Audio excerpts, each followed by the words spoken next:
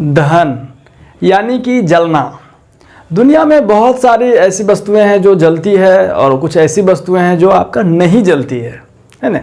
तो वस्तुओं को जलने के लिए क्या क्या चीज़ें ज़रूरी है, ये सारी चीज़ें इस वीडियो में आज हम लोग सीखने वाले हैं। दहन क्या है और दहन के शर्त क्या है और कौन सा वस्तु जलता है और कौन सा वस्तु नहीं जलता है और जो वस्तु नहीं जलता है उसका वजह क्या है, ये सारी चीज़ें आज इस वीडियो में हम लोग सीखेंगे। पिछले वीडियो में हम लोगों ने सीखा था ऑक्सीकरण और अपकरण को पहचानने के लिए, जिसे आप सिंपली आई बटन पे टिक करके देख सकते हैं। जीतनी हो अगर जिंदगी का रेस, चाहिए अगर पढ़ाई में प्रोग्रेस, तो सब्सक्राइब कीजिए ना official the key to success. अगर आपने हमारा चैनल पहले से सब्सक्राइब कर दिया है तो बहुत बहुत थैंक यू जी। वीडियो को शुरू करते हैं अभी के अभी। देखिए, कुछ समय पहले जो है आपका, जिस समय कि आग का खोज नहीं हुआ था, विज्ञान उतना आगे नहीं बढ़ा था, तो इंसान को नहीं पता था कि जो है जलने में, किसी वस्तु का जलने में ऑक्सीजन की कितना ज़रूरत होती है, ये इंसान को नहीं पता था।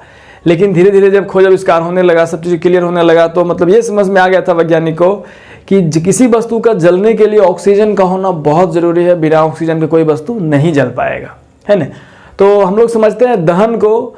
तो दहन यानी कि जलना।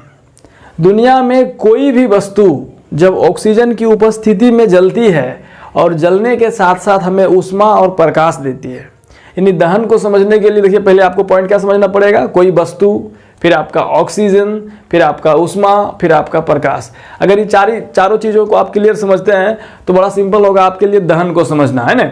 तो दहन यानी कि ऑक्सीजन की उपस्थिति में दुनिया का कोई भी वस्तु जब जलता है तो ऊष्मा के साथ साथ प्रकाश भी हमें देता है। तो उस वस्तु का जलना, यही प्रोसेस जो है, प्रक्रिया जो है, आपका दहन कहलाता है। Very simple.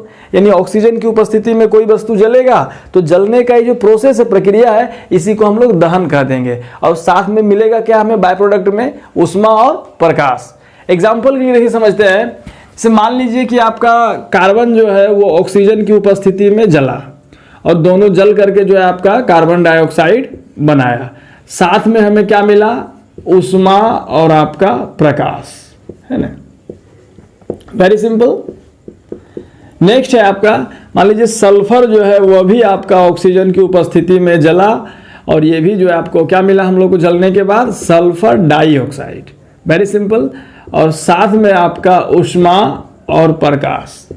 यानी कि दुनिया की कोई वस्तु भी अगर आपका जलेगा ऑक्सीजन की उपस्थिति में और हमें जो है ऊष्मा और प्रकाश देगा तो जलने की इसी प्रक्रिया को हम लोग क्या कहेंगे, दहन कहेंगे। तो दहन को समझना बहुत आसान है। अब देखिए, यहाँ दहन के आधार पे जो है दुनिया में वस्तुओं को दो प्रकार में बांटा गया है ना। यानी दुनिया में कुछ ऐसी वस्तुएं हैं जो जलती है और कुछ ऐसी वस्तुएं भी हैं जो नहीं जलती है ना।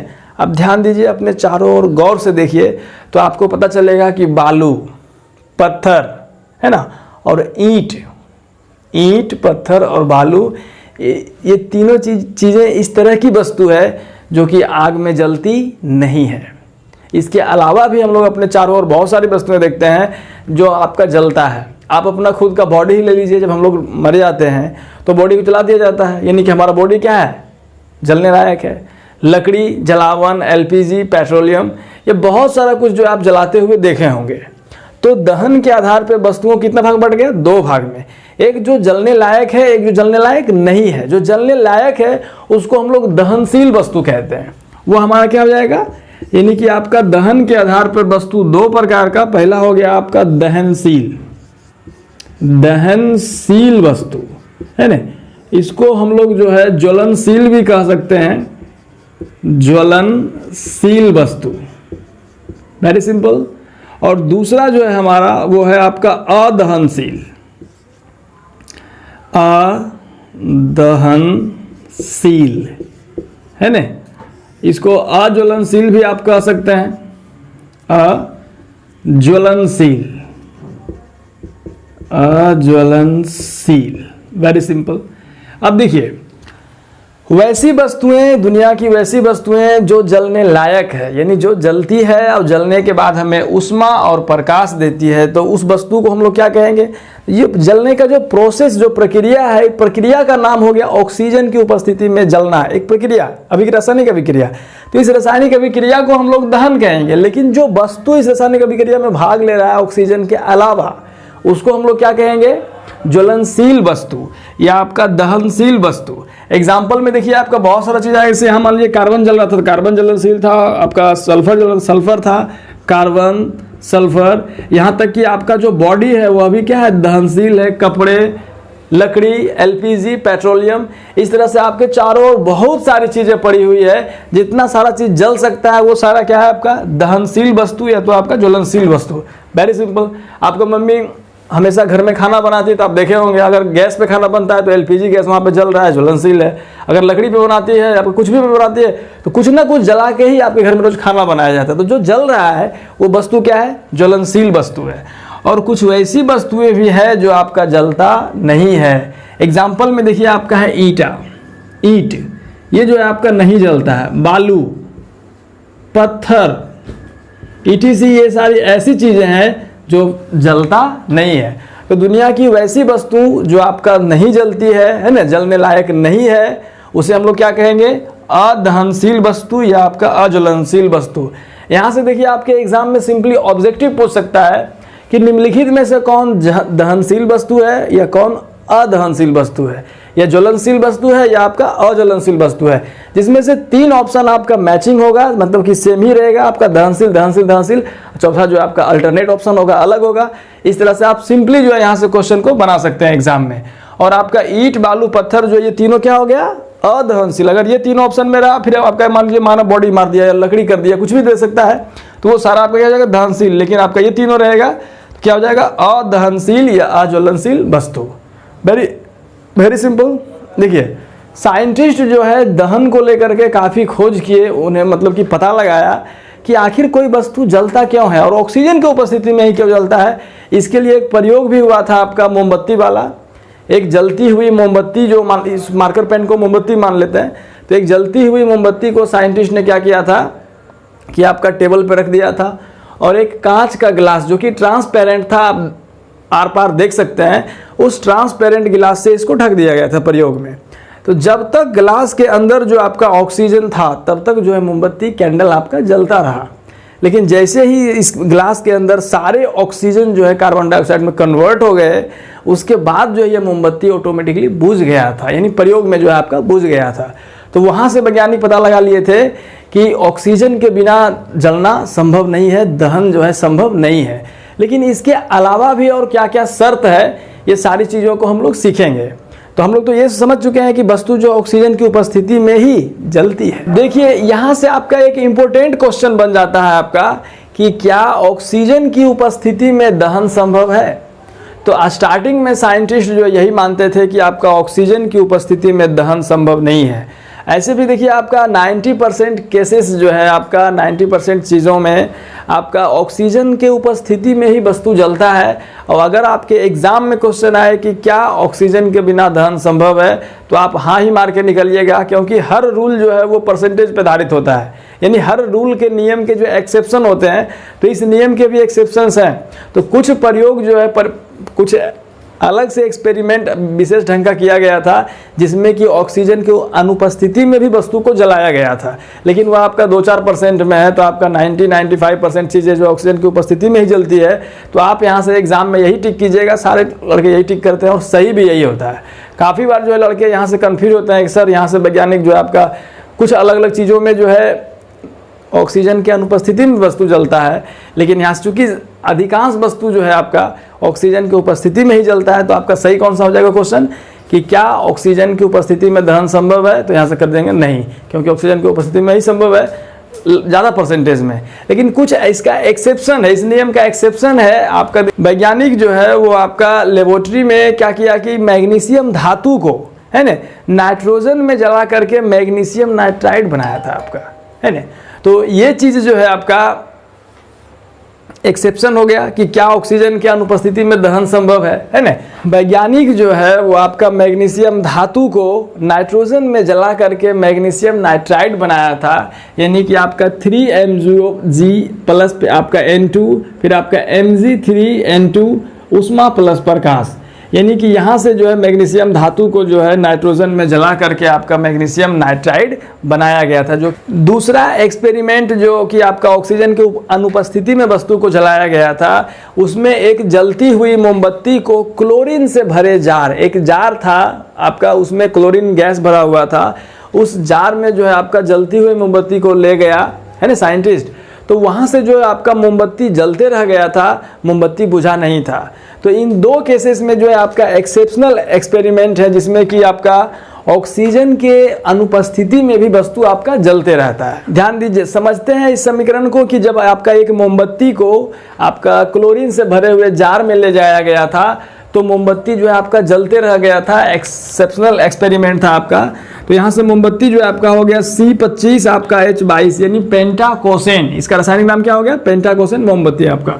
यहाँ से इसके 26 आपका क्लोरीन है ना Cl2 प्लस जो आपका 25 कार्बन फिर आपका 52 HCl, ये उसका हो गया समीकरण, जो कि आपका दो एक्सेप्शनल एक्सपेरिमेंट है जिसमें कि वस्तु को जो है आपका मैग्नीशियम को, इधर आपका मोमबत्ती को ऑक्सीजन के अनुपस्थिति में जलाया गया था, इधर आपका नाइट्रोजन के अनुपस्थिति में, यहाँ आपका क्लोरीन के उपस्थिति में, है ना। तो यहाँ से हम लोगों ने समझा कि दुनिया का जो वस्तु जलता है तो आपका दहनशील वस्तु हो गया, और जो नहीं जलता है वो आपका क्या हो गया, अदहनशील वस्तु, है ना। लेकिन जो दहनशील वस्तु है उसको जलने के लिए कोई ना कोई मदद करता है, और जो मदद करता है वो आपका पोषक तत्व कहलाता है। यानी दुनिया की वैसी वस्तुएं जो किसी वस्तु को जलने में या दहन प्रक्रिया में साथ देता है, यानी उसको पोषण देता है, वो क्या कहलाता है, पोषक तत्व, यानी दहन के पोषक तत्व, पोषक कारक, है ना। जिसमें कि आपका मेन जो है आपका ऑक्सीजन है। दुनिया में 90% चीज़ों 95% चीज़ों में जलने के लिए ऑक्सीजन की अनिवार्य होता है। कुछ एक्सेप्शनल एक्सपेरिमेंट हुए थे जिसमें कि आपका ऑक्सीजन की अनुपस्थिति में भी वस्तु को जलाया गया था। तो यहाँ से आपके एग्जाम में क्वेश्चन पूछ लेता है कि पोषक तत्व यानी दहन के पोषक तत्व क्या है, 2 नंबर आपका क्वेश्चन पूछ लेगा, बताइए कि क्या होता है ना। वेरी सिंपल, यानी दुनिया की वैसी वस्तु या वैसे पदार्थ जो किसी वस्तु को जलने में पोषण देते हैं या तो मदद करते हैं, सहायता करते हैं, उस वस्तु को क्या कहेंगे, पोषक तत्व, यानी कि आपका सपोर्टर, है ना, सपोर्टर ऑफ आपका कंफ्यूजन। तो आपका जिसमें कि आपका मेन क्या है, ऑक्सीजन, सबसे बड़ा पोषक तत्व कौन हो गया, ऑक्सीजन, और आपका एक्सेप्शनल केस में जो है आपका नाइट्रोजन और आपका क्लोरीन। सिंपल। अगर आपका एग्जाम में क्वेश्चन आए तो आप जो है बोलिए क्या ऑक्सीजन के बिना दहन संभव है, तो हाँ ही कीजिएगा, लगभग यही सही होता है, क्योंकि एक्सेप्शनल में आपका संख्या कम है, इसका जिसकी संख्या ज़्यादा है वही आपका सही माना जाता है। जैसे मान लीजिए कि आपका भारत गाँव का देश है तो ये आपका सही होता है। क्यों? क्योंकि यहाँ शहर है, लेकिन शहर जो है काफ़ी कम है, मात्र 100 स्मार्ट सिटी हैं, है ना, और आपका 4 महानगर है और बाकी 6.5 लाख गांव है। तो इसके हिसाब से आपका भारत गांव का देश कहलाता है ना। तो इस तरह से आपका आंसर जो है वो क्या होगा, ऑक्सीजन की अनुपस्थिति में दहन संभव नहीं है तो हाँ हो जाएगा, लेकिन एक्सेप्शनल केस में आपका है। सिंपल। देखिए अब हम लोग जो है आपका दहन क्या है और दहन के जो आपका अदहनशील वस्तु, दहनशील वस्तु, इन सारी चीज़ों को समझ चुके हैं, है ना। आपका ऑक्सीजन के उपस्थिति में, अनुपस्थिति में दहन कैसे होता है, सारा कुछ को क्लियर समझ चुके हैं। अब देखिए वैज्ञानिक खोज जो है आपका यहीं तक नहीं रुका, ये आगे भी बढ़ा, है ना। तो आगे जो है वैज्ञानिक खोज करके निकाले कि किसी वस्तु का इंस्टेंट जलने के लिए, तुरंत जलने के लिए कितनी चीज़ों की आवश्यकता होती है ना। वेरी सिंपल, यानी कि दहन के शर्त क्या है, वह कौन सा कंडीशन है जो कि आपका मौजूद रहेगा, तो उस मतलब कि सारे कंडीशन की उपस्थिति में वस्तु इंस्टेंट तुरंत जल जाएगा आपका, है ना। तो दहन के शर्त को हम लोग समझते हैं, और काफ़ी बार जो ये क्वेश्चन आपके एग्जाम में पूछा गया है कि दहन के शर्त कितने शर्त हैं, इसको समझाइए। 2 नंबर, कभी 5 नंबर, कभी 3 नंबर पूछते रहता है आपका एग्जाम में। तो ध्यान से समझिए, दहन के कितने शर्त होते हैं, 3। पहला आपका देखिए दहनशील वस्तु, यानी कि आपका जलने लायक वस्तु रहेगा तब ना जलेगा। जैसे देखो जो पढ़ने लायक लड़का है देखो पढ़ ही लेता है, और जो पढ़ने लायक है ही नहीं वो कैसे पढ़ेगा। तो वस्तु भी वो सेम होता है आपका, जो जलने लायक वस्तु है वही जलेगा, जो जलने लायक नहीं है वो कभी नहीं जलेगा। जैसे एग्जांपल में आपका क्या था, ईंट, बालू, पत्थर, ये तीनों आपका अदहनशील वस्तु थे, कभी नहीं जलेंगे। आप जलाते जलाते थक जाएंगे। तो पहला तो हो गया जलनशील वस्तु होना चाहिए। दूसरा, अगर वो जलेगा उसको जलने के लिए कोई मदद करेगा तब ना, कोई सपोर्टर होना चाहिए ना। तो आपका पोषक तत्व यानी जो उसको जलने में मदद करेगा, हम लोग समझ चुके हैं ऑक्सीजन, नाइट्रोजन और आपका क्लोरीन, ये सारी चीज़ें क्या थी, किसी वस्तु को जलने में मदद कर रहा था। 90 से 95% चीज़ों में जो है ऑक्सीजन वस्तु को जलने में मदद कर रहा था, एक्सेप्शनल में आपका नाइट्रोजन और क्लोरीन भी था। तो दहनशील वस्तु होना चाहिए। फिर आपका क्या होना चाहिए, पोषक तत्व होना चाहिए। और तीसरा जो है आपका ज्वलन ताप। तीसरा क्या होना चाहिए, ज्वलन ताप, यानी किसी वस्तु का जो एक निश्चित टेम्परेचर, ज्वलन ताप जो है किसी वस्तु का वह तापमान है, वह फिक्स टेम्परेचर है जिस टेम्परेचर पर वह वस्तु जलना प्रारंभ कर दे, है ना। और जब तक वह वस्तु उस टेम्परेचर पर नहीं जाएगा तब तक नहीं जलेगा। बोले सर ऐसे कैसे होगा?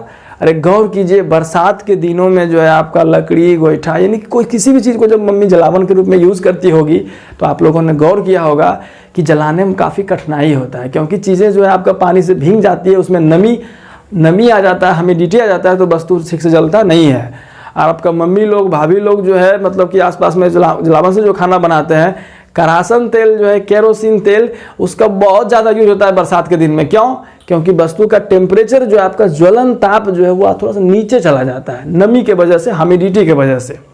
तो हम लोगों ने समझा कि किसी वस्तु को जलने के लिए कितना, 3 चीज चाहिए। उसमें देखिए सबसे दहन के शर्त जो है उसमें सबसे पहले देखिए आपका चाहिए दहनशील वस्तु, यानी कि जलने लायक वस्तु होगा तभी ना जलेगा, है ना। अगर जलने लायक वस्तु नहीं होगा तो आपका नहीं जलेगा। दूसरा हम लोग देखा पोषक तत्व, यानी कि जलने के लिए उसको एक अलग वस्तु मदद करेगा, जिसमें कि आपका ऑक्सीजन, नाइट्रोजन और क्लोरीन था। आपका 90% चीजों में क्या था, ऑक्सीजन। और कोई भी वस्तु आपका कब जलेगा, जब तक कि वो आपका ज्वलन ताप नहीं हो जाए। देखिए ज्वलन ताप आपका बड़ा सिंपल है कि वह निश्चित ताप जिस पर कोई वस्तु जलना प्रारंभ कर दे उसे क्या कहते हैं, ज्वलन ताप कहते हैं।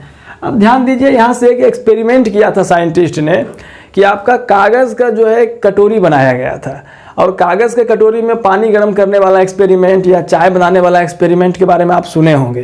तो उसमें क्या होता है, देखिए कागज़ जो है उसका कटोरी बना दिया जाता है, उसमें पानी जब डाल देंगे तो कागज़ का जो है आपका ज्वलन ताप है ना, वो क्या होगा, पानी के वजह से उसका नीचे चला जाएगा। और नीचे से जब आप मान लीजिए कटोरी बना हुआ है पेपर का, और इधर से मोमबत्ती जलाएंगे, तो चूंकि ऊपर पानी है या चाय रखा हुआ है तो कागज़ तो का टेम्परेचर जो तो नीचे चला गया है पानी की वजह से, चाय की वजह से, तो वो आपका जलेगा नहीं। और इस तरह से जो है बनाया गया था, है ना। तो कोई भी वस्तु एक निश्चित यानी फिक्स टेम्परेचर पर जलती है। अगर मतलब ह्यूमिडिटी के वजह से उसका टेम्परेचर नीचे चला जाए तो वह वस्तु कभी नहीं जलेगा, यानी ज्वलन ताप जो है जरूरी होना चाहिए। तो हम लोगों ने समझा यहाँ से वेरी सिंपल है कि आपका दहन के कितने शर्त, 3 शर्त, जिसमें सबसे पहला आपका हो गया दहनशील वस्तु होना बहुत ज़रूरी है, पोषक तत्व होना बहुत ज़रूरी है, और ज्वलन ताप होना बहुत ज़रूरी है। जिस तरह से अभी हम लोगों ने समझा कि किसी वस्तु का जलने के लिए यानी दहन प्रक्रिया के लिए जिस तरह से ज्वलनशील वस्तु, आपका पोषक तत्व और आपका ज्वलन ताप का होना बहुत ज़रूरी है, ठीक उसी तरह से किसी आदमी का सफल होने के लिए, ज़िंदगी में सफल होने के लिए उसके अंदर जो है कुछ बड़ा करने का इच्छा, यानी इधर जो है हमारा ज्वलनशील वस्तु, तो इधर आदमी में क्या होना चाहिए, कुछ बड़ा करने का इच्छा। इधर देखिए आपका क्या है, पोषक तत्व, तो इधर से हो गया आपका गाइडलाइन देने वाला आदमी, कोई उसको उसके बारे में गाइड करेगा, सपोर्ट करेगा तब ना, सपोर्टर, है ना, यानी कि आपका टीचर या कोई बढ़िया मार्गदर्शक। उसके बाद देखिए तीसरा आता है आपका ज्वलन ताप। ज्वलन ताप का मतलब यहाँ क्या हो जाएगा, लाइफ में हमारा आपका औकात, यानी कि पैसे, उस कार्य के पीछे जितने पैसे खर्च होंगे, आपका मेहनत जो लगेगा वो तो आपको करना पड़ेगा। तो कभी कभी पैसे की जगह पे आप मेहनत समझिए, कभी कभी जो आपका ज्वलन ताप की जगह पे पैसे को समझिए। तो इन तीनों चीज़ जब आपका मौजूद रहेगा, तीनों चीज़, तो आपका दहन कंप्लीट होता है। और अगर आपके अंदर मतलब कुछ बड़ा करने का इच्छा, सही गाइडलाइन देने वाले व्यक्ति, और आपका औकात यानी कि मेहनत या पैसा, है ना, तो ये तीनों चीज़ आपके पास होगा तो आप अपने लाइफ में बहुत बड़ा कर पाएंगे। आज यहीं तक। कल अगले वीडियो में हम लोग सीखेंगे ज्वाला के बारे में, और ज्वाला कितने प्रकार के होते हैं, कौन सा उसमें मंडल होता है, ताप होता है, सारा चीज़ को क्लियर समझेंगे। तो जल्दी जल्दी वीडियो को अपने दोस्तों के साथ शेयर करें और रेगुलर वीडियो देखते रहें।